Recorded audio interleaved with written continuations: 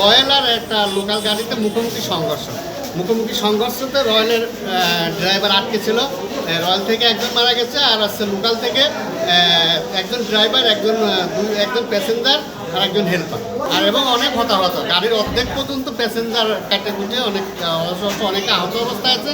এরাও এখন লাস্ট পর্যন্ত কতদূর কী হবে আল্লাহ ভালো।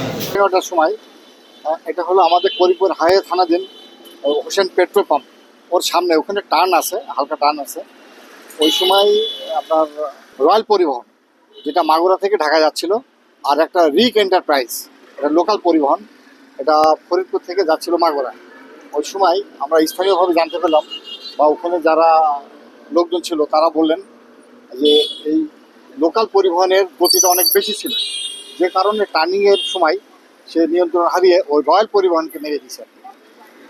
আমরা সরজমিনে দেখলাম যে রয়্যাল পরিবহন তার লেনে ঠিকই আছে, কিন্তু লোকাল যে গাড়িটা এটা তার লেন চেঞ্জ করে ওখানে যে মেরে দিয়েছে। এখানে 3জন মারা গেছে, 3জনের ভিতরে 2জন পুরুষ, 1জন মহিলা, আর আহত হয়েছে আপনার 7-8 জন হবে অনুমান। সকলে ফরিদপুর মেডিকেলে আছে।